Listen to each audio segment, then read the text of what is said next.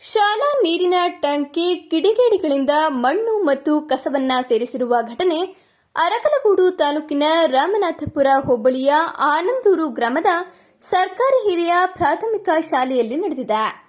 ಆನಂದೂರು ಸರ್ಕಾರಿ ಹಿರಿಯ ಪ್ರಾಥಮಿಕ ಪಾಠಶಾಲೆಯಲ್ಲಿ ನೀರಿನ ಟ್ಯಾಂಕ್ಗೆ ಮಣ್ಣು ಮತ್ತು ಕಸವನ್ನ ಹಾಕಿದ್ದು, ಜೊತೆಗೆ ಮದ್ಯಪಾನದ ಬಾಟಲಿಗಳನ್ನ ಶಾಲಾ ಆವರಣದಲ್ಲಿ ಬಿಸಾಡಿರುವ ಘಟನೆ ನಡೆದಿದೆ. ಶಾಲಾ ಮಕ್ಕಳಿಗೆ ಕುಡಿಯುವ ನೀರಿಗೆ ಜಲ್ ಜೀವನ್ ಮಿಷನ್ ಸಂಪರ್ಕವನ್ನ ಅಳವಡಿಸಿದ್ದು ಯಾವುದೇ ತೊಂದರೆ ಆಗಿಲ್ಲ. ಕಿಡಿಗೇಡಿಗಳು ಈ ನೀರನ್ನ ಸೇವನೆ ಮಾಡುತ್ತಾರೆ ಎಂದು ತಿಳಿದು ಈ ಕೃತ್ಯವನ್ನ ಎಸಗಿದ್ದಾರೆ.